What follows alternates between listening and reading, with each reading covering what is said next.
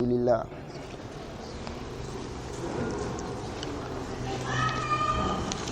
In continuation of our book Ashraط by Shaykh Yūsuf ibn AbdiLlāhi Al-Wābil, we had read and explained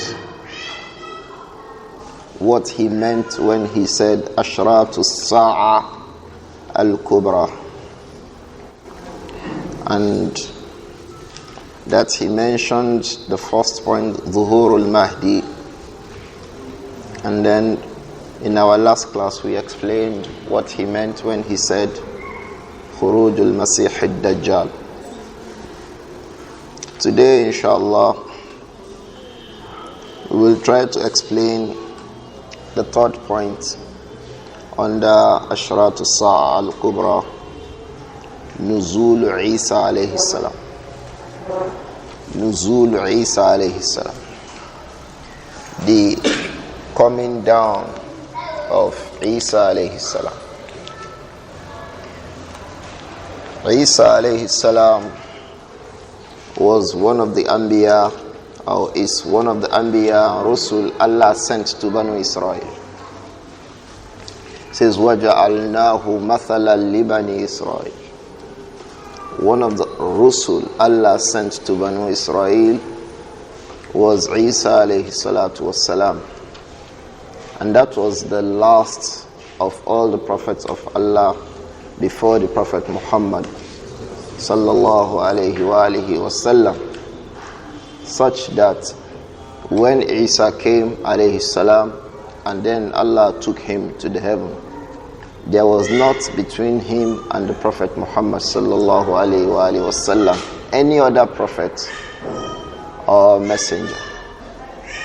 And likewise, when Isa alayhi salam will come, there will not be any prophet or messenger in between.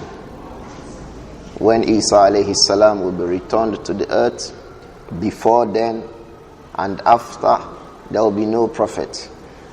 And the time when he came, he was taken away, and the Prophet alayhi salatu wasalam was sent, there will be no prophet.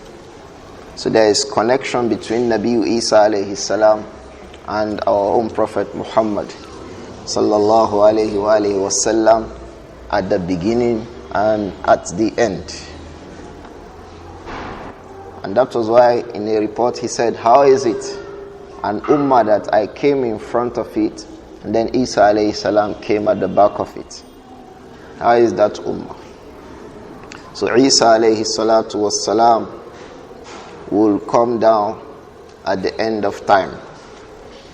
We remember he mentioned a little of the fitna of Al-Masih al-Dajjal, how he would have spread evil on the earth, how he will go into every city on the earth except Makkah and Al-Madinah, and how the very firm and steadfast amongst the Muslims will stand in front of him, how the people will be in difficulty before the coming of Dajjal, and how the difficulty of the people of Iman will increase when Dajjal comes.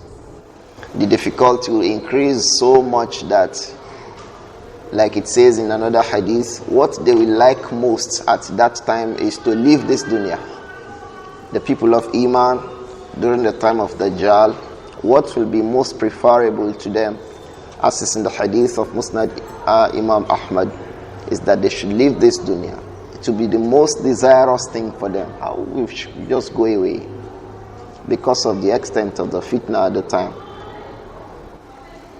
One of the fitan of the time of Dajjal, the Prophet told us about alayhi salatu wassalam. He says, ثُمَّ يَمُرُّ بِالْخَرْبَةِ. Dajjal will walk in a land that is already desolated. A land people were living, but they left the land. They ran away. فَيَقُولُ لَهَا. Dajjal will order this land, أَخْرِجِي كُنُوزَكَ. Expel, gouge out your fortunes, the mineral resources under the earth. Bring it out. فَيَنْطَلِقْ. Dajjal will move away. فَتَتَّبِئُهُ كُنُوزُهَا, and the fortunes under the earth will follow him. كَيَعَاسِيبِ النَّحْلِ, the way bees follow their master. When the king of bees, when it flies, what happens? The rest of the bees will follow. So when Dajjal moves away, the resources Allah has placed on the earth for those people, when he says, come, follow me, they follow Dajjal. So people will be in a lot of trouble. So he said, alayhi salatu wassalam, فَبَيْنَمَا هُمْ كَذَلِكَ, when the people are in this condition, إِذْ بَعَثَ اللَّهُ عِيسَى ibn Maryam, Allah will raise Isa ibn Maryam when the people are in this fitna of Dajjal. So Dajjal will be on the earth, Al-Mahdi will be on the earth, and then Allah will send down Isa alayhi salam. Al-Mahdi will be on the earth, Dajjal will be on the earth, and then Isa will descend alayhi salatu wasalam. The Prophet Muhammad sallallahu alayhi wasallam, he gave us more information about how Isa alayhi salam will look as he described Al-Mahdi and as he described Ad-Dajjal. So there will be no talbis and iltibas. There will be no confusion, not knowing how they look, how they will be, what will be. No, there will be no confusion. The Prophet sallallahu alayhi wa sallam, he told us about Isa alayhi salatu. He says he is rab'ah, laysa bil-tawili wala bil-qasir. Isa alayhi salam is of medium height. He is not tall, neither is he short. And that is the description of the Prophet Muhammad sallallahu alayhi wa sallam. The Prophet Muhammad too alayhi salatu wasalam is not or cannot be described to be tall, and he cannot be described to be short, like Al-Imam At-Tirmidhi mentioned in Ash-Shamail. Likewise, Isa alayhi salam, he has Rab'ah, a person of middle height. Ahmaru, he will be in his complexion reddish. Although in some reports it says Ka'ahsani ma ra'ay ma anta ra'im min adam ar-rijal. Say like the most handsome of those you will see amongst people that are bronze complexioned. In one report it says Isa alayhi salam will be reddish. In another report it says he will be bronze complexioned. Ulama say his being bronze complexion will be so pure to the extent that it will look reddish. So if you say reddish, you have not made a mistake. If you say bronze complexioned, you are not also mistaken. This will refute 2 days ago, far away from here, a brother brought a video to me of somebody who does comparative religion in Lagos. I think he did those recordings in Ramadan. He would insert some refutations from this brother Zikrullah al-Shafi'i of TMC, and then he will refute him. Adegunwa or something. Jami'. So these will refute some of what he was saying. He was saying that there is nothing like Dajjal. He was saying there is no descent for Isa alayhi salam. So he will say there are some contradictions. In fact, when I listen, I say because you don't understand what it was saying. Is it not of honor for a human being not to understand something and say he does not understand? How many times was the Prophet alayhi salatu wasalam asked a question? He would say, I don't know. Al-Imam Ahmad in his Musnad reported a hadith. Some Jews came to the Prophet Muhammad and they were abusing him. They said, look here, we asked your companions about a question and they cannot answer. They were saying that they don't know until they come to you. And he told them, alayhi salatu wasalam, is it a thing of shame for an individual not to know something? And he says, I don't know. It's not a thing of shame. The shame itself is for the individual to claim to know while he actually knows not. That is the shame. The man made a lot of claims. One of the claims, he said, nobody knows Jesus as he does. That anyone who claims to know Isa alayhi salam as he does is a fool. He said so. You can go to YouTube. I went to YouTube. I watched the brother drop from the vehicle I gave him the device and he told me to look for it. I watched it, more than half of it. I was getting infuriated and nauseated, so I dropped it. So, one of what he would say in the audio was, there are a lot of contradictions, because he does not understand. Say, oh no, here I say, Isa alayhi salam will be reddish in complexion. Here he says it will be bronzed in complexion. Ulama say because of the purity of the bronze complexion, it will look what? Reddish. So the person who describes with reddish has not erred. Likewise, the person who described the complexion of Isa alayhi salam as bronze has not erred neither. But the one who considered it an error had not actually contemplated the two descriptions. How many times would we describe, like it was said alayhi salatu wasalam, from him alayhi salatu wasalam, that Isa alayhi salam is laysa bil-tawil wala bil-qasir. It's not tall nor short. Someone else will look at him and say, no, he's a little bit short. But what he meant was that he's not neither tall nor short. So sometimes people differ in these kind of descriptions. So what you would now say is, who described twice? Was it the Prophet sallallahu alaihi wasallam that described twice, or was it the companion who reported the hadith, or the companions who reported the hadith, or those below that gave different descriptions? It is possible. All of them is possible. The Prophet could have described once and said Ahmar, and at another time could have said Adam, because the meaning of Adam is a description of complexion, meaning bronze complexion. Adam, Al-Udma, means bronze complexion. Nabi Adam was named after that because that was the complexion of Adam alayhi salatu wasalam. So the complexion of Isa will be so purely bronze that it will look to be reddish. And then he said alayhi salatu wasalam, كَأَنَّمَا خَرَجَ مِنْ Dimas. Isa alayhi salam will look so fresh as if he just came out of the bathroom. When a man just comes out of the bathroom, how does he look? Very, very fresh. So you can imagine a bronze complexion person just coming out of the bathroom. Alayhi salatu wassalam. Ja'dun, his hairs will be curled, but he will be rajil ash-sha'r. The hairs will be curled, but they will be so well combed that they will look as if they are sabt. As-sabt al-ja'd is when the hair is curled. As-sabt is when the hair is free flowing. So his hairs are ordinarily curled, but because they are well combed, it will seem as if it is stretched. It is part of what those people don't understand. In some riwayat, it says al-ja'd. And in some riwayat, it reports with as-sabuta. So he could not reconcile between these. But there is a riwayah in Musnad Ahmad that says the hair is curled, but because he combed it regularly, it appeared as if it is stretched. But the one who knows not will consider it as what? Contradictions. Lahu limmatun.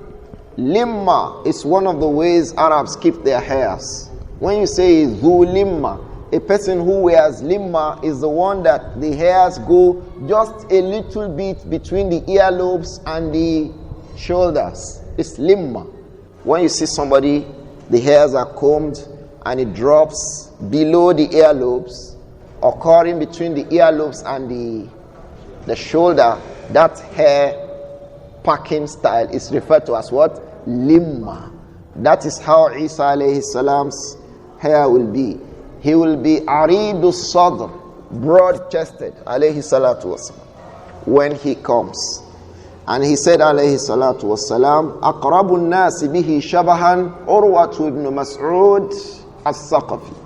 The closest person that I know resembles Isa alayhi salam is Urwa ibn Mas'ud al-Saqafi, Abu Mas'ud, one of the companions of the Prophet Muhammad sallallahu alaihi wasallam. He is from Banu Thaqif. Banu Thaqif are in Ta'if. That is the tribe of Hajjaj. Hajjaj bin Yūsuf is also what? As-Saqafi.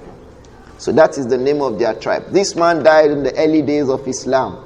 He accepted Islam and he went to invite his people to Islam. They killed him.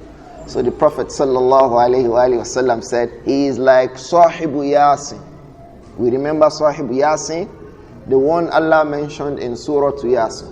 وَجَاءَ مِنْ أَقْصَى الْمَدِينَةِ رَجُلٌ يَسْعَى قَالَ يَا قَوْمِ اتَّبِعُوا الْمُرْسَلِينَ اتَّبِعُوا. This man was also killed by his people. And Allah said to him at the end, قِيلَ ادْخُلِ الْجَنَّةِ. You will go into Al-Jannah. So the Messenger alayhi salatu wasalam likened Urwa ibn Mas'ud to who? To Isa alayhi salam. He likened Isa alayhi salam to Urwa in his physical look alayhi salatu wasalam. So this is the look of Isa alayhi salam at the time that he will descend. فَيَنْزِلُ إِنْدَ الْمَنَارَةِ الْبَيْضَاءِ. Isa alayhi salam will descend in the manara, near the minaret al-bayda, that will be white. Sharqai Dimashq, eastwards of Damascus, east of Damascus, eastern Damascus. Isa alayhi salam will descend east of Damascus. The man who was making arguments from Lagos, he brought a riwayah that Isa alayhi salam will descend in Baytul Maqdis. That Isa alayhi salam will descend in Baytul Maqdis. But he failed to add a third riwayah. Al-Imam Ibn Kathir in his book Kitab al-Fitan, which ends the book Al-Bidayah wa Nihaya, he also mentioned a riwayah that Isa alayhi salam will descend in Urdu. We add that to him. But Al-Imam Mula al-Qari mentioned in his Sharh of Mishkah that the most authentic report about where Isa alayhi salam will descend is the report on his descent in Baytul Maqdis. He mentioned that riwayah to have come from Sunan ibn Majah, from the hadith of Abu Umama al-Bahili. But the report of his descent in east of Dimashq is mentioned in Sahih Muslim. So how do we reconcile? How do we know which is correct? In Sahih Muslim it says east of Damascus, eastern Damascus. In the report in Musnad Imam Ahmad, it says that Isa alayhi salam will descend in Baytul Maqdis. In other riwayat it says in Urdu. So where will he descend? Like we mentioned, Al-Imam Mula al-Qari says the report in Sunan ibn Majah that he will descend in Baytul Maqdis is most authentic. But many of the ulama depend on the report in Sahih Muslim that the descent of Isa alayhi salam will be in Damascus, eastern part of Damascus. But the question still comes, how do we determine where he will actually descend? We say that will depend on the strength of the reports. This is not strange, and it is not only with regards to a matter like this that will be contained in authentic reports. And yet we will need to be ulama, the scholars of hadith. For them this is not an issue. They will be making tarjihat, that is giving preponderance for weightier reports over the less weighty reports. One example is Salatul Kusuf. The sifa of Salatul Kusuf, some of those you see in Sahih Muslim, and the Messenger alayhi salatu wasalam never performed more than one Salatul Kusuf in his life alayhi salatu wasalam. The Prophet performed only one Salatul Kusuf, and that was around the time that his son Ibrāhīm passed away. It was only one salah he made. This hadith was reported by over 25 companions of the Prophet sallallahu alaihi wasallam. So you see, some of the reports differ a bit in the way the Prophet performed it from some others amongst the reports. So, but the ulama will gather the reports and say, no, the report of so and so person will be accepted in this condition, and the report of so and so person will not be accepted. There are rules, there are sciences to denote which one will be taken and given preponderance over the other. So that's why we say not to know a thing and claiming to know it is the real problem. Not to know a thing and say, no, I don't know, it's not a problem. And this kind of thing does not render the entire report as invalid because the entire reports are all agreed. They only differ in these very, very brief, detailed reports. And even in our times, we can still find slight differences in that. Well, in this country, when election took place, you will still find in the report of newspapers some certain differences in some of the details that they reported about the same events that people watched in the same generation. In fact, in the generation where people can just go back to the video they had watched that had been recorded, and they will just write, yet you still see differences. I can give you a lot of examples in what just happened recently. Variation in the reports of reporters.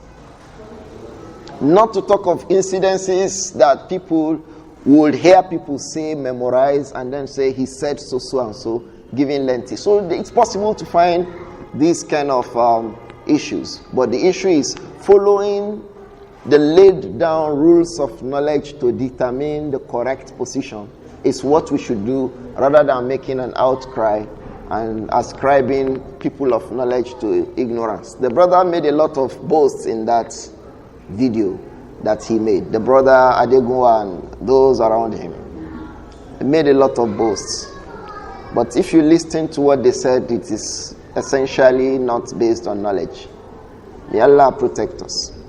So Isa alayhi salam will descend in Sham, whether in Baytul Maqdis, whether in Damascus. It will be in Sham, and it will be at a time that the Muslims are ready for Salah. But in his descending, the Prophet said alayhi salatu wasalam that he will be wearing bayna mahruzatain. He will be wearing a cloth that is dyed with saffron. He will be wearing a cloth that is dyed with saffron. وَاضِحًا كَفَّيْهِ عَلَى أَجْنِحَةِ مَلَكَيْنِ.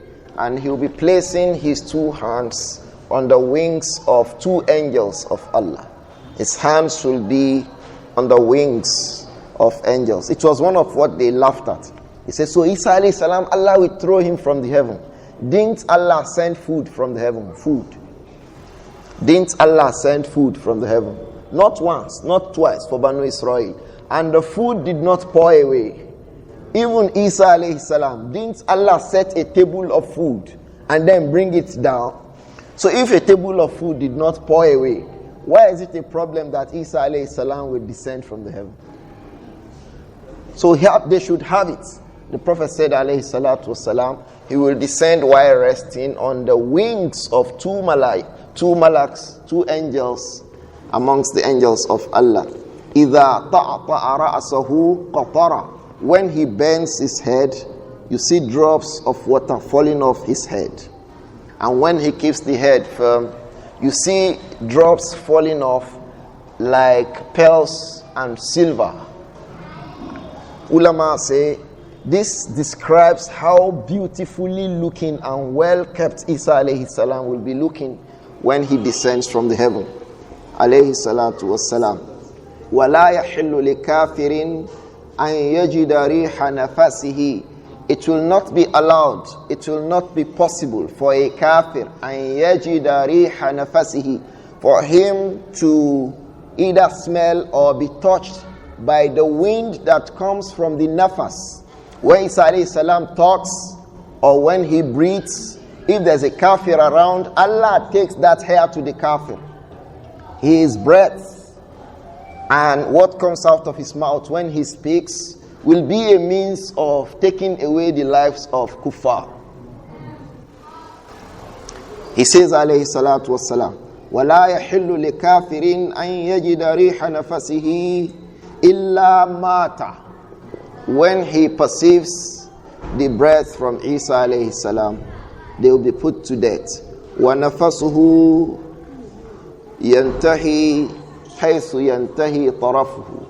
And his breath ends where his sight ends. The breath of Isa alayhi salam will end where his sight ends. One of the ulama, Al-Imam Mullah al-Qari, he said there is something here that's connected to the miracle of the early times. Because the first time when Isa alayhi salatu wasalam came, Allah made him a human being who, when someone had died, he could breathe into him and the person will come back to life. So when he comes the second time, Allah will make him someone who, when a group of people hear his breath, they will be put away from life. So the breath of Isa, alayhi salatu wasalam, by the permission of Allah, Allah gave him the ability to bring people to life. And by the permission of Allah, it will be something by which the life of some people will be taken away. Alayhi salatu wassalam. And the extent of that breath is to the extent of his sight. Whatever he can see in front of him, his breath can take the life of the kafir. This hadith occurs in Sahih Muslim of Al-Imam Muslim. فَيَنْزِلُ عِيسَى ibn Maryam. So Isa alayhi salam will come down. فَيَقُولُ أَمِيرُهُمْ أَمِيرُ الْمُسْلِمِينَ. The leader of the Muslims. Who will it be? Al-Imam al-Mahdi. We discussed this.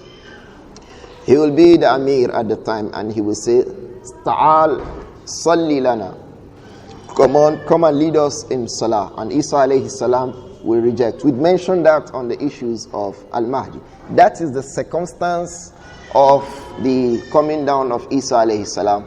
And that is the description of Isa alayhi salam when he will come down. And that is how he will come down, where he will come down. So people should not make jest of it. They say Allah will throw down Isa alayhi salam. Yes, he will throw him down, but he will come down on the wings of the malaika. The Prophet told us that. Alayhi salatu wassalam. فَإِذَا انصَرَفَ. When they finish the salah, that he will be invited to lead by Al-Mahdi, Isa alayhi salam will say, Iftahul Bab. Open the door of the masjid. فَيُفْتَحُ وَوَرَاءَهُ الدَّجَّالِ.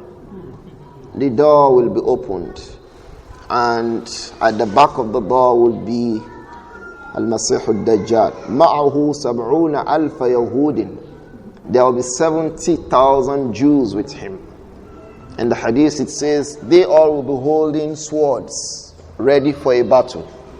So the Muslims will be gathered behind Al-Mahdi and Isa alayhi salam, and Dajjal will lead his people too for the battle against the Muslims. So it is said that when Dajjal sees Isa alayhi salam, he will begin to run away. And Isa alayhi salam will follow him. The Prophet said alayhi salatu wassalam, that Isa alayhi salam will say, Inna liya fika darbatan lan tasbiqni biha. I have a kill to kill you. You will not escape me. Isa alayhi salam will say to Dajjal, I have a kill to kill you and you will not escape me. فَيُدْرِكُهُ بِبَابِ اللُّدِّ. Isa alayhi salam will meet Dajjal in a place called Babul Lud. Babul Lud also occurs in Damascus. There is no difference on this. All the reports say he will meet him in Babul Lud, Babul Lud, Babul Lud. And that is فَيَقْتُلُهُ. The Prophet said alayhi salatu wasalam, that is where Isa alayhi salam will kill Al-Masih al-Dajjal. Because when Dajjal, as is mentioned in the books of hadith, when Dajjal looks at Isa alayhi salam, he will dissolve the way salt dissolves in water. The way salt dissolves in water, that is the way the look of Isa alayhi salam, that is the effect it will have on Al-Masih al-Dajjal. And that is how he will pass away. And it is in this battle that the Muslims and the Jews will also battle a second time. And all the creatures of Allah will be inviting the Muslims, come and see a Jew is hiding behind me. We read this hadith at the beginning. The Muslims will be invited by the rocks, by the trees, behind which the Jews will hide. Say, come, there is one Yahud behind me. Come and kill him. Except the tree called Al-Gharqad. The name is called Al-Gharqad. And that's why if you go to Israel, it is said that most of the trees they grow is this tree. They call it their tree. They refer to this tree as their tree. Because they believe in this. They believe in it. The Jews believe in this, that it will happen. And they are also waiting for Dajjal. Yes, according to their records, they are waiting for Dajjal. that will fight behind them against the Muslims. So they plant this tree a lot, thinking that it will help them at the time of the final battle with Isa alayhi salam. May Allah protect us. So that is not the only thing that Isa alayhi salam will do. The Prophet Muhammad sallallahu alayhi wa sallam, he says, وَالَّذِي نَفْسِي بِيَدِهِ, I swear by the one in whose hand is my life. لَا يُوشِكَنَّ أَن يَنزِلَ فِيكُمْ ابْنُ مَرْيَمَ. لَا يُوشِكَنَّ أَن يَنزِلَ فِيكُمْ ابْنُ مَرْيَمَ. The time is so close that Isa alayhi salam will come down. That is, Isa alayhi salam will certainly and surely come down to you. La yushikanna. Isa alayhi salam will for certain come down. Alayhi salatu wasalam. As what? Hakaman adlan. As a judge that is fair. As a fair judge. The brother from Lagos was saying, over whomever is there amongst the Muslims. He tried to use this aqliya to throw away nas. It's mujarrad al-aqliya, empty intellect, to throw away a text regarding a matter of unseen. Because these are from the matters of ghaib. We don't know anything about it, except what the Prophet told us, alayhi salatu, or what the Quran mentions. So he says, who and who will he come and rule over? He will rule over the Muslims at the time, with the laws and with the Sharia of the Prophet Muhammad. He said, no, this contradicts the Quran. Because the Quran says the Prophet Muhammad sallallahu alayhi wa sallam will be the last prophet to say, okay, after the Prophet Muhammad sallallahu alayhi wa sallam, which new prophet is it that has come? Who is the new prophet? Tell us. If Isa alayhi salam comes at the end of time, does it mean Allah has raised a new prophet? There is no new prophet. It's the same Isa alayhi salam. The same Isa that the Prophet met alayhi salatu wasalam when he went on Isra Miraj. He met him on Isra, the journey to Jerusalem, the first journey. He met him on Mi'raj, the journey to the heavens. The same Isa alayhi salam, no new individual. So where is the new prophet? The same Isa alayhi salam. So it does not contradict any verse of the Quran. Neither does it contradict the ahadith that says, La nabiyya ba'di. There will be no prophet after me. The same Prophet Muhammad sallallahu alaihi wasallam that said there will be no new prophet after him is the one who says Isa alayhi salam will come. So there is no new prophet. It's the same old prophet. If Nuh comes now, no new prophet has come. Will it increase the number of prophets that has come? About 144,000 or 114,000 and a little bit, as is in the hadith of Abu Darda. The Anbiya were said to be about 114,000 and, as is in that hadith. So when Isa alayhi salam comes, does it increase the number of these Anbiya? Rusul? It doesn't. So it does not change anything. The same Isa alayhi salam. So the Prophet said he will come. Hakaman adlan. He will rule as a fair person, as a fair ruler amongst the people. He will implement the Sharia of the Prophet Muhammad sallallahu alayhi wa sallam. Why? Why is it that it is the Sharia of the Prophet that he will implement? Because that is the existing Sharia. That is the existing Sharia. The Sharia of Isa alayhi salam had been abrogated by the Sharia of the Prophet Muhammad sallallahu alaihi wasallam. So when Isa alayhi salam comes, he will not bring back the old Sharia. It is the Sharia that is in operation that he will follow. That's why when he comes, he will not choose to go in front of the Imam. He will pray behind the Imam. He will pray behind the Imam. So he will follow the Sharia of that Imam. And that is the Sharia of the Prophet Muhammad alayhi salatu wassalam. Fayaksuru salib. Amongst the things he will do is kasru salib. He will break the cross. He will break the cross. Ulama say breaking the cross means he will he will speak against Christianity. Because the cross signifies the death of Jesus. So he will tell them, I was never killed. I was never killed. And he will be a disgrace to the Jews that, look, you tried to kill me, but I did not die. Allah did not kill me. I was taken away by Allah. And it will be a disgrace to Jesus, to the Christians who will say, oh, he was killed for our sake. So cheap a claim. For your sake. And then God slaughters a human being for your sake. So he will break the cross. وَيَقْتُلُ الْخِنْزِيرِ. He will kill the pigs. Ulama say killing the pig means he will go far to explain to them. He will go so much stressing to explain to them that eating pigs is haram. He will emphasize eating pigs is haram, haram, haram, haram. Like the Prophet Muhammad sallallahu alaihi wasallam regarding dogs. He said, "Lawla anna al-kilaba ummatun." Were it not that the dog is an ummah on its own, la amartukum bi qatliha. I would have ordered you to kill every dog that you see.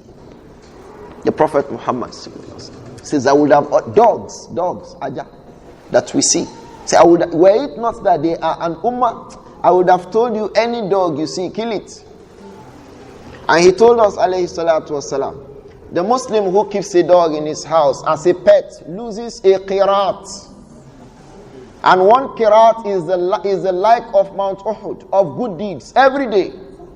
If a Muslim is keeping a dog as a pet, he loses the like of Mount Uhud in terms of reward. Every day that dog sleeps in his house.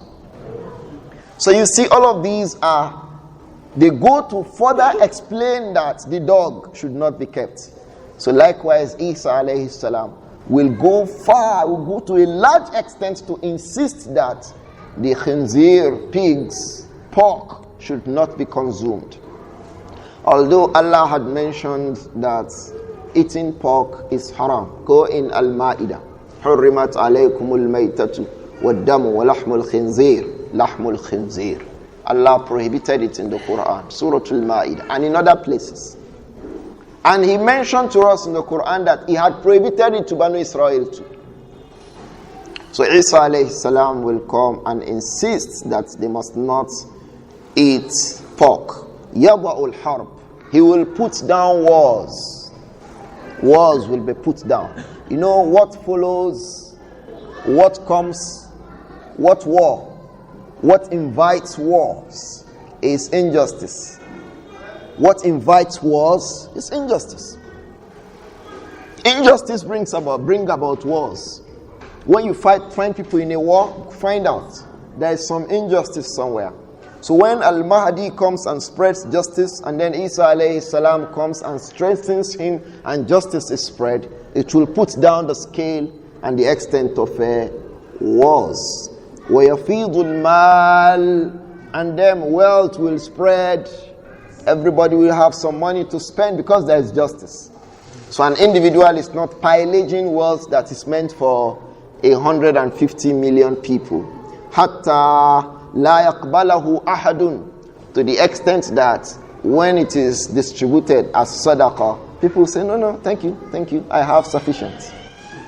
A brother told me that he had a baby child. He lives in the Middle East. So they slaughtered a ram, the aqiqah for the child. He said he took it to his neighbor. His neighbor said, me, I don't need it. Look for hungry people and I'm okay. Look for some other people to give because of opulence, wealth. Although I know rich people who will still collect sadaqah or hadiyah. Let's put it at that. A brother told me that once, that people always like to take from him, people have not given him. So he likes to be given to. So but at that time, people will feel no need for sadaqat. Perhaps they will take hadiyah because it's from good deeds, gifts. But charity will not be received at the time. Hatta takuna sajdatu al-wahidatu khayran min ad-dunya.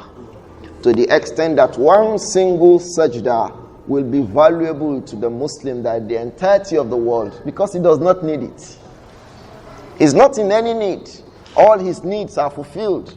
He takes care of his family. He rides any car he likes. He builds the houses he likes. He wears the clothes he likes. He does anything. He's already contesting in building tall houses. Don't forget. It's one of the signs. All these things will occur at the time. They're already contesting. So when you bring something, brother, please say, no, exactly. You will not even be able to present it to him. So all of these will occur during the time of Isa alayhi salam. So the Prophet said again alayhi salatu wassalam, that hadith occurs in Sahih Muslim. He says, وَلَا تَذْهَبَنَّ الشَّحْنَاءِ, mutual feud will go away. Shahna. It will go away. وَالْبَغْضَاءِ, mutual anger. People will not be angry against themselves. All of these things are children of injustice. When the people go into feud amongst themselves, they are angry with themselves. Usually these things are bred by injustice. And then he says, وَالتَّحَاسُدْ, likewise mutual jealousy. One brother is jealous of another brother because he does not have the material gains, the material wealth the brother has. So when you have and the brother has, hasad has ended. So all of these will be erased during the time of Isa alayhi salatu wassalam. وَتَقَعُ الْأَمَانَةُ, there will be amana. Some ulama say it means there will be security. There will be security al-ard, on the surface of the earth. حَتَّى تَرْتَعَ الْأُسُودِ, to the extent that the usud, the lions, تَرْتَعَ مَعَ الْإِبِلِ يَلْعَبْ تَلْعَبُ مَعَ الْإِبِلِ, they will be playing with the camels. Lions will play with the camels. At that time, the hadith is authentic. وَالنِّمَارُ مَعَ الْبَقَرِ, and the tigers will play with the cows. Tiger will play with cows. Lions will play with camels. وَالذِّئَابُ مَعَ الْغَنَمِ, the fox will play with the sheep. You know fox, the bush cat, they will play with the livestock that ordinarily when they found them, they would have found food for the month, but they will play with them. وَيَلْعَبُ الصِّبْيَانِ بِالْحَيَّاتِ, children, Sibyan, will play with hayat, huge snakes. Children will play with huge snakes.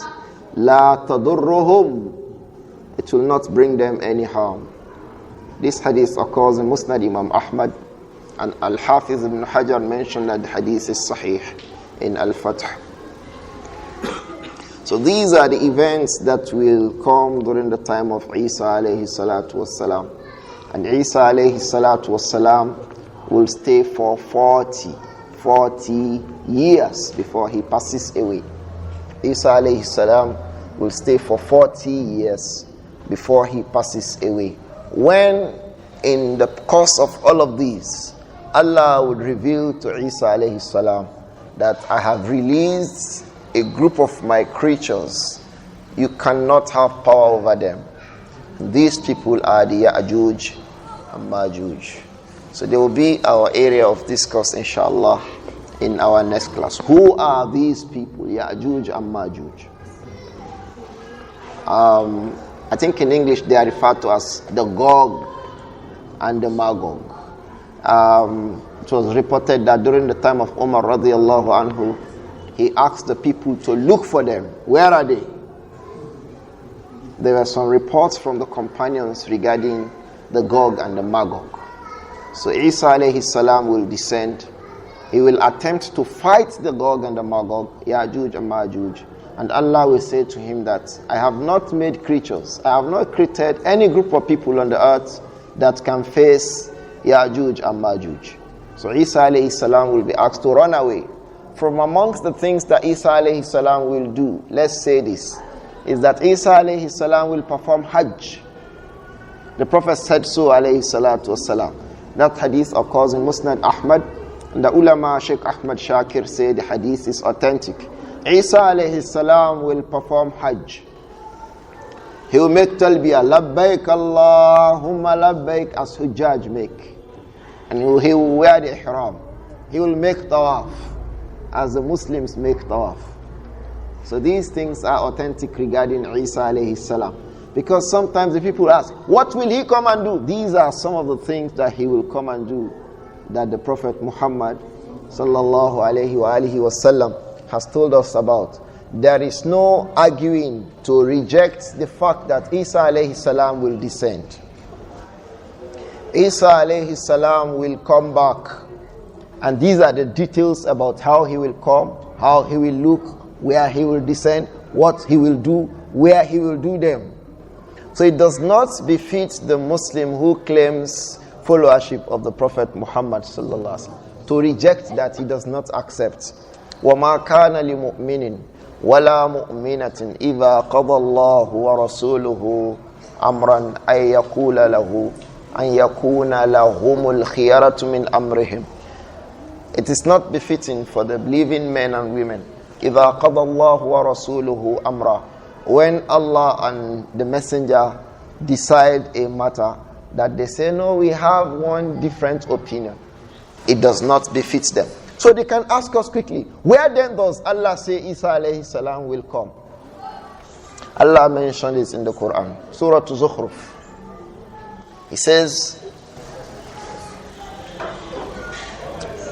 فَلَمَّا ضُرِبَ ابْنُ مَرْيَمَ مَثَلًا إِذَا قَوْمُكَ مِنْهُ يَصِدُّونَ. When Allah mentions Isa alayhi salatu wassalam to the mushrikun of Makkah as a similitude of the power of Allah, إِذَا قَوْمُكَ, and then you find your people, يَصِدُّونَ, they shout, they laugh, يَضْحَكُونَ, they laugh at the Prophet Muhammad. وَقَالُوا أَآلِهَتُنَا خَيْرٌ أَمْ هُوَ. Is it the gods that they worship that are better, or Isa alayhi salam? Allah says, مَا ضَرَبُوهُ لَكَ إِلَّا جَدَلًا. They know, they are just arguing, they are just mentioning what they say because of arguments. Otherwise, they know that Isa alayhi salatu wasalam, the way I created him was more miraculous. بَلْ هُمْ قَوْمٌ خَصِمٌ. They just like arguments. إِنْ هُوَ إِلَّا عَبْدٌ. Even at that, as miraculous as the creation of Isa alayhi salam was, huwa abdun, he was a slave. And amna alayhi, we gave him favors, we favored him. وَجَعَلْنَاهُ مَثَلًا لِبَنِي إِسْرَائِيلِ. And we made Isa alayhi salam as a mathal, as a similitude, great sign for Banu Israel. Down the verse, it says, وَإِنَّهُ لَعِلْمٌ لِلسَّاعَةِ.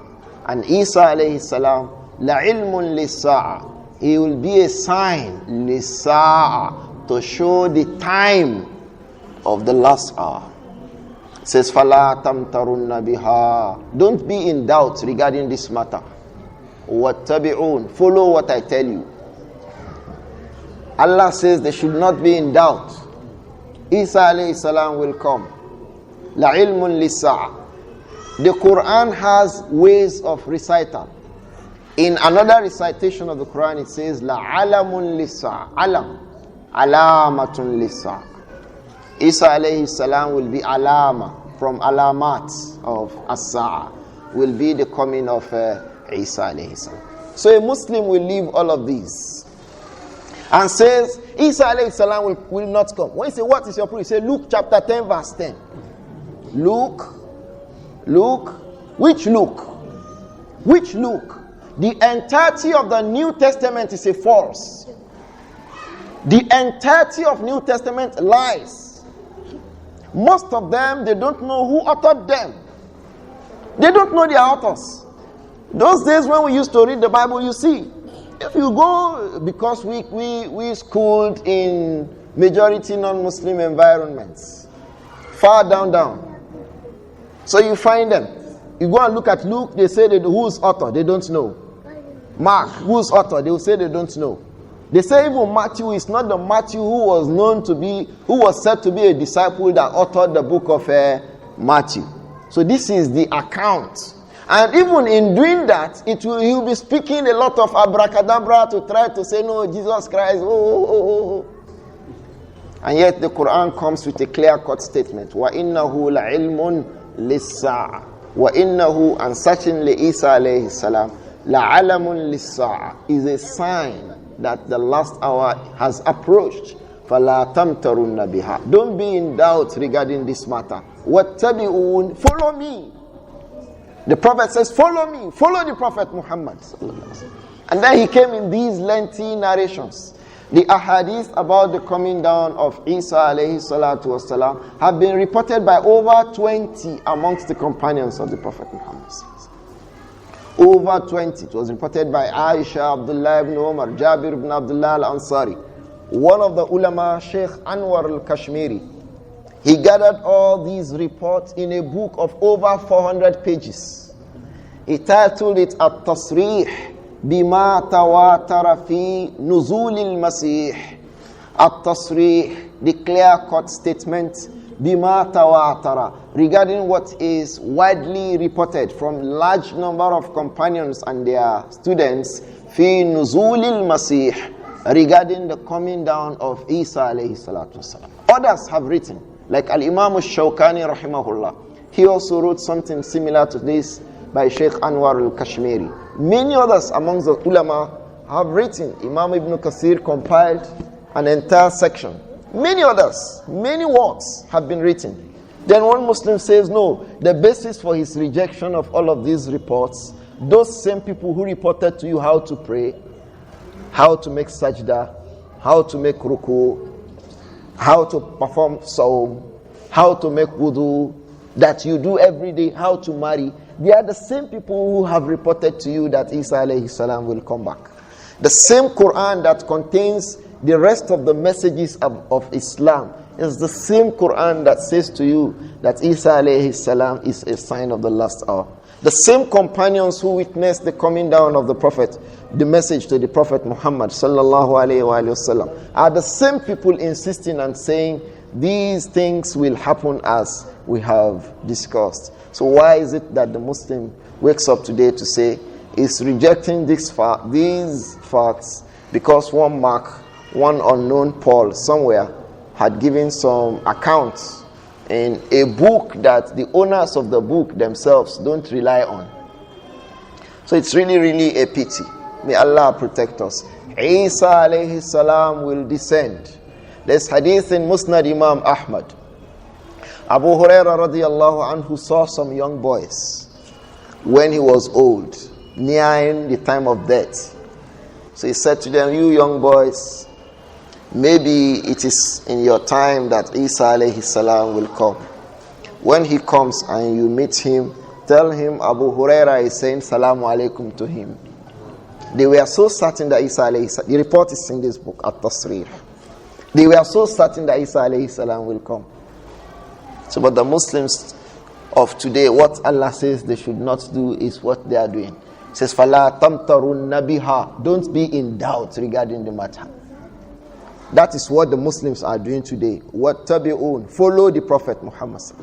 That is the opposite. They are not doing that today.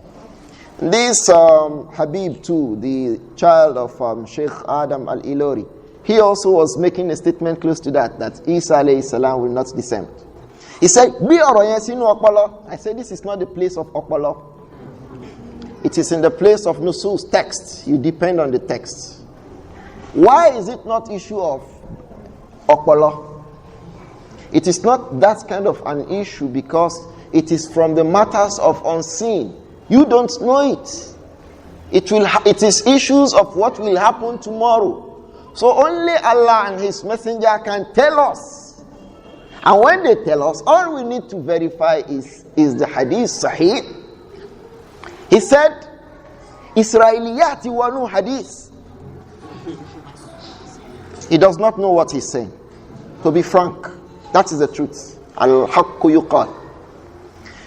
There is what they refer to actually as Israeliyat, reports from Banu Israel. But there are those amongst the companions of the Prophet Muhammad sallallahu alaihi wasallam who were known to report Israeliyat, and they were very, very, very few. Amongst them was Abdullah ibn Amr ibn al-As. He reported Israeliyat. When the Muslims expanded and met non-Muslims, because of their zeal to learn more and acquire from their knowledge, so they reported it. Of course, because the Prophet said, alayhi salatu wasalam, that hadithu anhum, report their reports, But do not affirm nor reject what they say. Just say they said this. So it was based on that some of them reported. Yet some of them say we don't have time for their reports. We have sufficient from the Quran and the hadith of the Prophet Muhammad sallallahu alaihi wasallam. Like Abdullah ibn Abbas, he was never used to reporting Israeliyat. Al-qawl is-sahih and ibn Abbas. This is the correct position regarding Ibn Abbas and the reports of Israeliyat. Likewise, Abu Huraira, he was not. Likewise, Aisha radiyallahu anha. Likewise, Abdullah ibn Umar. Likewise, Anas ibn Malik. All these people were not reporting Israeliyat. Like I mentioned, there are ways of understanding and denoting Israeliyat from the ahadith that are reported. The ahadith that are Israeliyat, there are ways of knowing them. There is a science to deduce them. So to say, kokogbe sila Quran, derpe Israeliyat, o wanu hadith, la. O wanu hadith, o si lalaye, it has explanations. Oni ba shemam ma Israeliyat. Alimahu man alimahu, wa jahilahu man jahilahu. Those who know. These reports are not from the reports of Israeliyat. Those reports of the coming back of Isa alayhi salatu wasalam, they are not reports of Israeliyat. The man did not know what he was talking about. So, the matter goes beyond what some of the people think and say. And that's why one of the ulama, Siddiq Hassan Khan, he said, likewise Al-Imam Ahmad Shakir, they say the one who does not believe that Isa alayhi salam will descend, it is not proper to consider them as Muslims. You see the matter now, how the ulama took it? They say because they contradict al-ijma' wa tawatur. They will say ijma' of who? Man yu'taddu bihi min ahli al-ijma'. Those whose statements matter. Because amongst the ulama, when they say there is consensus, it is not everybody's statement that matters. How does the statement of somebody in House of Rep matter in the voting for a decision in the Senate? Does it matter? If the Senate, Rep is even big, somebody who is a councillor in Oshobo, how does his opinion matter on a decision that the Senate? We are using this example that we think that those kind of people will understand. The Senate has a consensus on a matter. And then one councillor in Igbotako says, I do not agree with that consensus. I'm sure they will tell him that your disagreement does not, it does not matter. Your agreement itself does not matter. Not to talk of your disagreement. So that's why ulama in the naql al-ijma', when they mention issues of ijma', they say man yu'taddu bihi, those whose comments matter min ahl al-ijma', amongst the people that ijma' is taken from. They all agree that these matters will occur, as we have explained from the Quran and from the ahadith of the Prophet Muhammad alayhi salatu wassalam. Fala tamtarunna biha. So do not be in any doubt regarding these matters. وَاتَّبِعُونَ, we should rather follow the Prophet Muhammad alayhi salatu wassalam. So we will not mention the last events of Isa alayhi salam because we will have to come in regarding the khuruj of Ya'juj and Ma'juj. So in that we'll mention Dajjal, he's gone now, because he had been killed by Isa alayhi salam. So he's out of our discussion. Dajjal will go when Isa alayhi salam comes.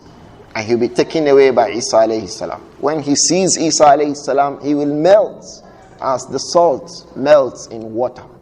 That is what the Prophet Muhammad said alayhi salam.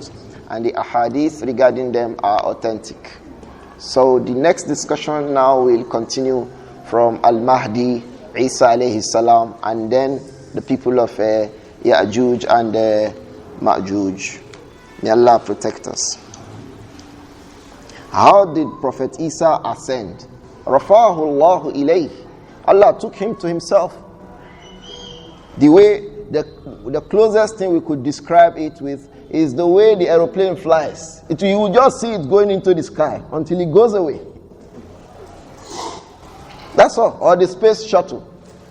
If the airspace study, NASA, they shoot something into space, you just see it going and it enters the heaven. He went into the heaven as people go into the heaven, as anything goes into the sky. And also, who replaced him when he was to be nailed? We don't know by the text of, you see now, because there is no authentic hadith that says this is the name of the person. But we knew it was one of those around, one of the people around. But what is the person's name inside Islam? The Quran didn't tell us. The Sunnah Sahihah did not tell us. So if those people reading Bible, we say now, they say it is Jesus Iscariot, or what do they call him? Judas. We don't know. We will not say you are lying. We will not say you are saying the truth. We will just say we have heard. But for us, the Quran did not tell us. Authentic Sunnah did not tell us. Because one of the symbols of this ummah is we remain where we are kept. And we only make use of the information at our disposal. We don't go beyond, we don't go less. Just this is what we have. And we maintain use with it. So we don't know the name of that person who was killed in the place of Isa alayhi salatu wassalam. If you know Quran, Hadith, but don't tell us you knew from Mark, Luke, we will just listen to you, but we will not spend our time with you. Somebody is asking, can I shave my beard for immigration job? I think we should have grown beyond questions like this. I can never tell you to shave your beard. Never tell you to shave your beard. Never tell you to shave your beard. When people prefer to die rather than shave the beard. Yes, Shaykh Muhammad ibn Salih al-Uthaymin, when he fell ill before he died, they said, "You shave your head." So you want me to meet Allah on the day of Qiyamah as I enter my grave beardless? So when I meet Allah, I don't have a beard? Because he said, alayhi salatu wassalam, we'll be raised up on the day of Qiyamah with the clothes we wear when we died. That is the clothes that we will wear again. When we wake up naked, barefooted, hufatan, uratan, gurla, and we are provided clothes, the last clothes we wear. So dress well, brothers, at all times. At all times. Make sure you are well dressed.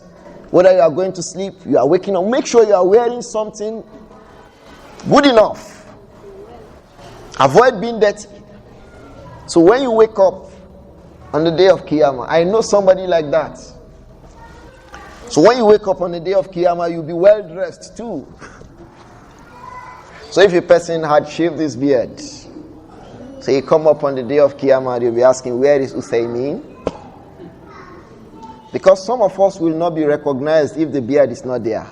We will not be able to recognize us. Even when we see us, say, are you sure you are the one? Because the beard that beautified you had gone lost. So don't think that I will encourage you to shave your beard. I'm not saying don't take immigration job, but I'm saying don't shave your beard. Alaykum salam.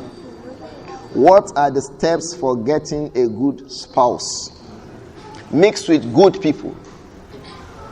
When you mix with good people, inshallah, you are likely to get a good husband or a good wife.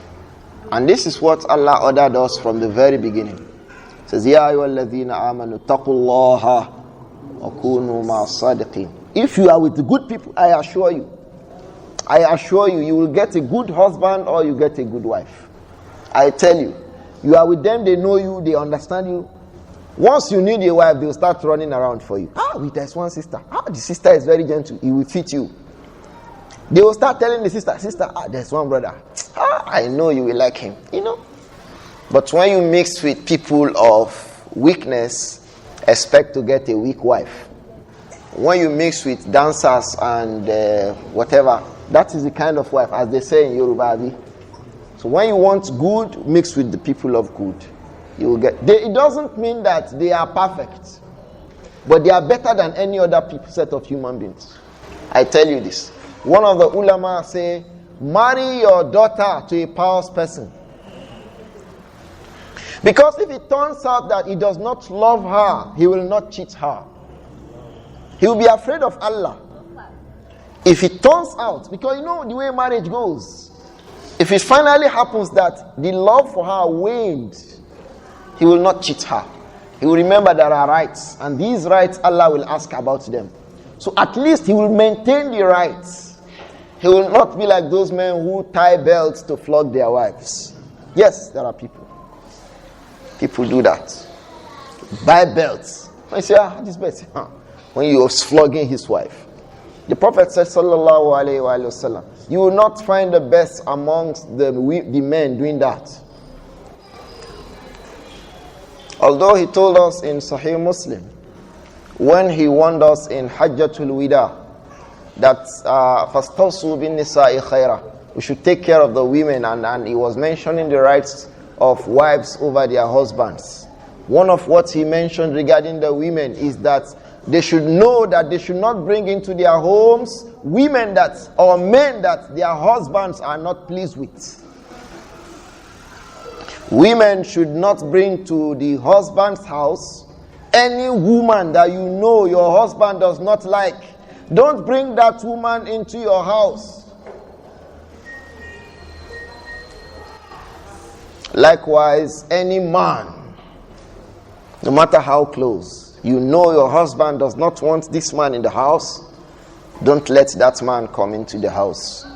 So he said, alayhi salatu wassalam, فَإِن فَعَلْنَا, if the women do that, فَضْرِبْهُنَّ, so beat them. Yeah. He now said the darb, the beating should not bring lines on their bodies. This will make us understand that a woman brings a man to the house of her husband, or a woman to the house of her husband, that the husband does not like, is a big sin. That is why he even commanded the men that when the women do that, tap them. Women must never do it. Don't bring anybody to the house of your husband when you know that your husband is not pleased with that kind of a person. But some women do that and then they put the pressure on the men. May Allah protect us. It's very, very bad. Once you know your husband is displeased, avoid it.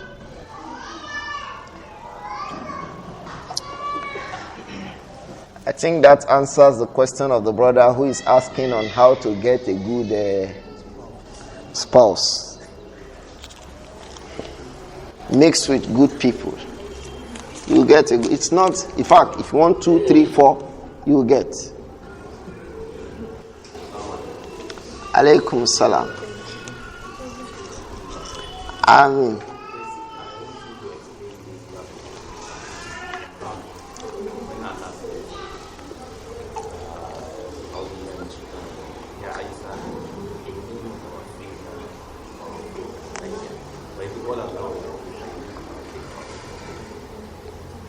What is not clear about it? He wants an explanation on the verse. Inni mutawaffika wa rafi'uka ilayya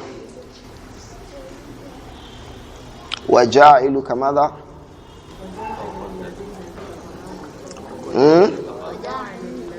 Wa ja'ilu alladhina ittaba'uka fawqa alladhina kafaru ila yawmil qiyamah. The verse is simple.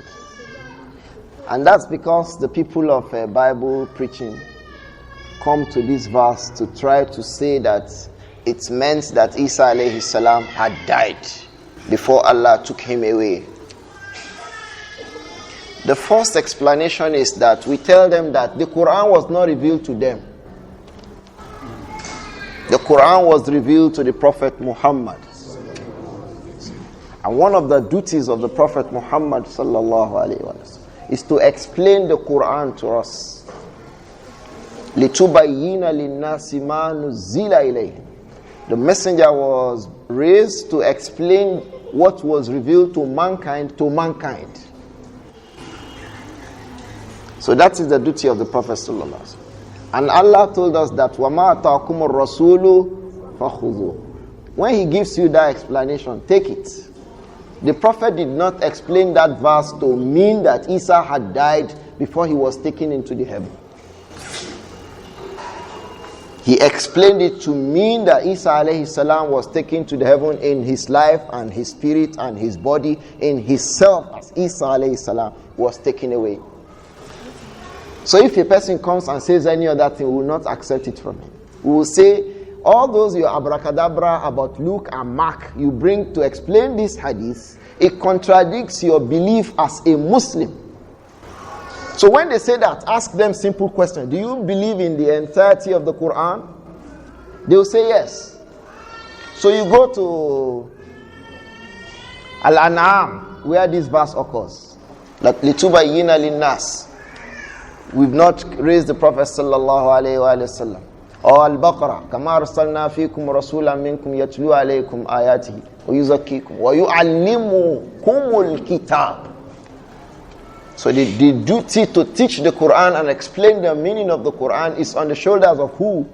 The Prophet Muhammad. So when they say that, I say, okay. And then you say, Allah says, whatever the Prophet gave you, take it. Why do you want to reject the explanation of the Prophet Muhammad about this? This is and should always be your first answer. Or you can ask them simply, did the Prophet explain that verse in any way? That you know? Don't start with the linguistics of the matter.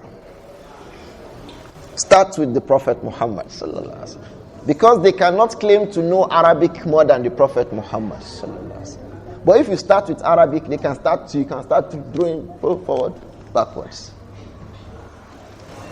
So that is the first response.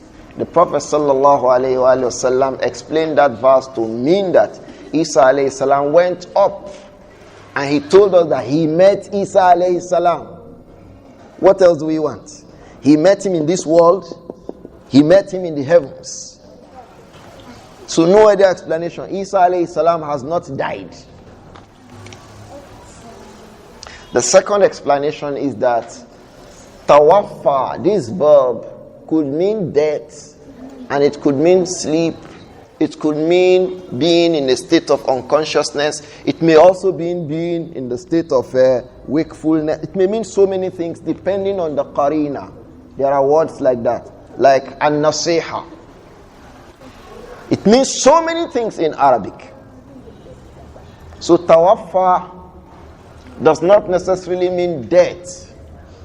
And the Quran uses it like that, not to mean death, to mean sleep. In Az-Zumar, what did he say? Allahu yatawaffa al-anfusa hina mawtiha. You see now? When the individual dies, Allahu yatawaffa al-anfus. Allah is the one who takes the souls. This one, tuwaffiya, wafat, here means what? Death. وَالَّتِي لَمْ تَمُتْ فِي مَنَامِهَا. But the one who will not die in the sleep. And he says wafat, tawafa. So it means this verse indicates that wafat can mean death. Wafat can also mean what? Sleep. He says when we all sleep, he takes our lives. In fact, that is the beginning of the meaning. In the sleep, he's taking the life of everybody. فَيُمْسِكُ الَّتِي قَضَى عَلَيْهَا الْمَوْتِ. The one that Allah has preordained that they will die. He says maut. Because wafat can mean naum and maut. فَيُمْسِكُ الَّتِي قَضَى عَلَيْهَا الْمَوْتِ. The one that Allah has preordained that they will die, يُمْسِكُهَا. He will hold them back. He will not return them to the body. وَيُرْسِلُ الْأُخْرَى إِلَىٰ أَجَلٍ مُسَمَّى. But those ones that he had preordained that it is another time that they will die, he will do what? He will return it to them. But he started with the two groups of people. The one who will sleep and die. The one who will sleep and come back to life. He started using the two of them with what? Tawaffa. Allahu yatawaffa.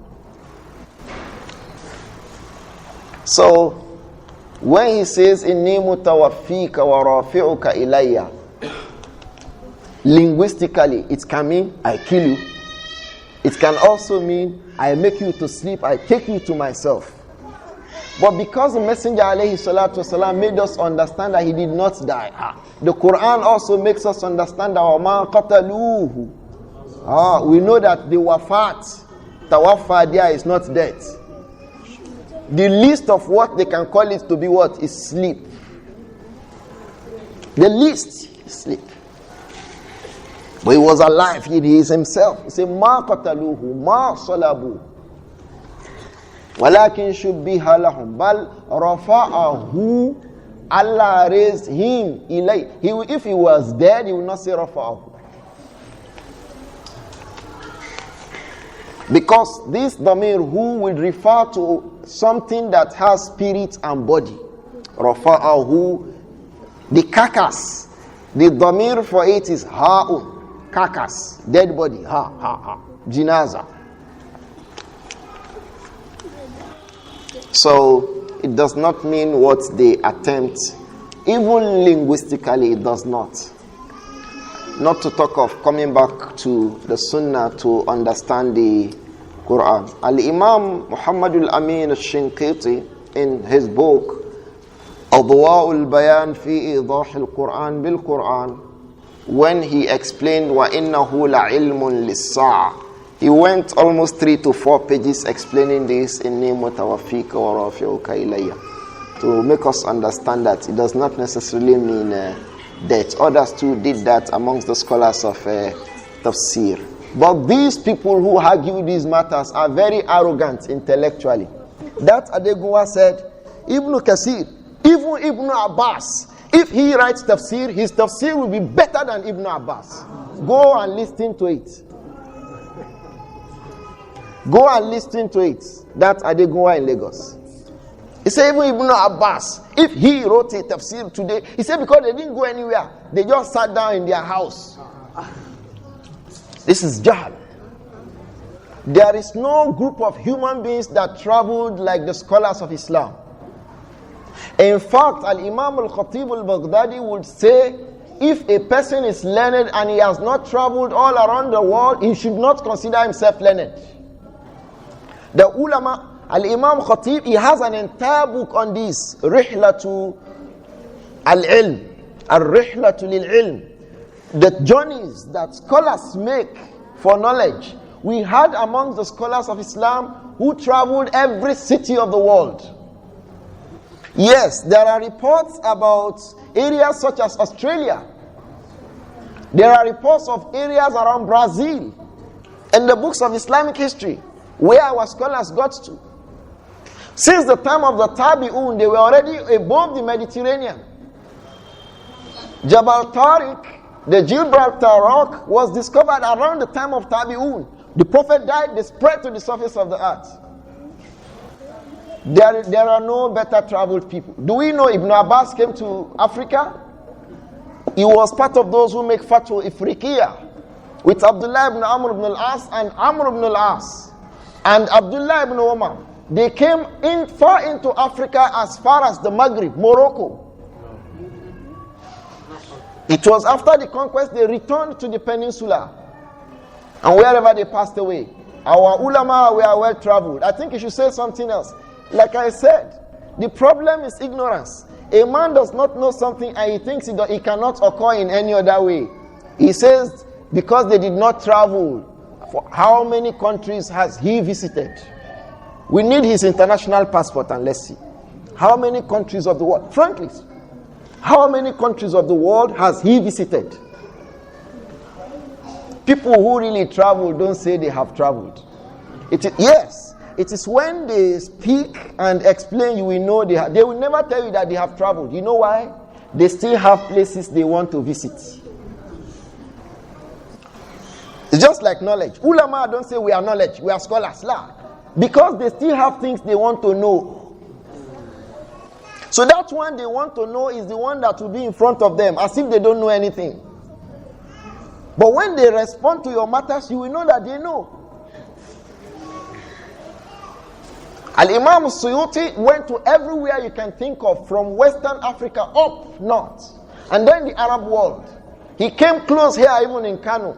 Suyuti, Abdurrahman, because he mentioned Jalalain. He said even Jalalain. Al-Imam Jalaluddin Suyuti, who wrote Tafsir Jalalain, he didn't even understand. Jalalain, there are two individuals. Suyuti stopped, and then the second Jalaluddin ended the book of Tafsir. So there are two Jalals. Jalaluddin Suyuti, Abdurrahman, started the book of Tafsir, and then it was ended by another Jalaluddin. That's why that book is called Jalalain, Tafsir Jalalain. Two Jalals, Jalaluddins. As Suyuti traveled as close as Kano, there is a book on it that Shaykh Adam Al-Ilori wrote. Unfortunately, he claimed that he does not know Arabic. So how would he have read the book written by Shaykh Adam Al-Ilori? Some of the intellectual exploits. There is one of the scholars that Al-Imam Suyuti met in Kano, who has the opinion that some aspects of falsafa should be encouraged in Islam. The intellectual exchange between this Shaykh Al-Maghili and Al-Imam Suyuti is documented. Adam Al-Ilori recorded it in a book. The book is available. Say ulama of Islam don't travel. They went everywhere. So he said no, because they did not travel. He that traveled, he went to the US and UK maximum. Where else do they go to? He went for Hajj, Makkah, Medina. So they will say they went to Saudi Arabia. Life outside Makkah and Medina in Saudi Arabia is completely different. Dear brother, do you know that? Let's go to that. Life in Makkah and Medina is different from life in other parts of Saudi Arabia. I'm sure we know that. Okay, let's stop at that. If they've gone to anywhere inside Saudi Arabia apart from Makkah and Medina, they should let us know. Even in Egypt. He said that those you should stop that. It's insulting the people with his ignorance. So even Ibn Abbas, if someone likes him write a tafsir, he will write a better book of tafsir. He does not know Ibn Abbas. We are not the one to tell him who Ibn Abbas was. We will not. We will not. Sometimes one of the ways to punish the people of ignorance is not to teach them. Ulama do it. When the student goes somehow, he has something he wants to learn, they will take it away from him. Let him go and find out who Ibn Abbas was. Abdullah ibn Abbas, Abul Abbas. The one who the likes of Umar radiallahu anhu were on the earth, and his age was too small, less than 20 at the time, yet he will push him forward to teach people the Quran. Ibn Abbas. And the Prophet himself, alayhi salatu wasalam, prayed for him. He says, Allahumma allimhu ta'wila. Oh Allah, teach Ibn Abbas the tafsir of Quran. That is the Ibn Abbas that Adegunwa was talking about. I think the man didn't just know what he was doing. May Allah protect us. May Allah forgive us. May Allah teach us what will benefit us, and benefit us with what He has taught us, and increase us in knowledge. I think it's sufficient that we stop here. We not paid attention to some things because once these ones are known as a basis, those others will be clear. The error in those others will be clear. When these ones, basic facts, are known, the error in those others will be clear. So it will not take much time trying to respond to errors of the erring. May Allah make us understand better than it's been explained. Subhanakallahumma bihamdik ashhadu an la ilaha illa anta astaghfiruka wa atubu ilayk.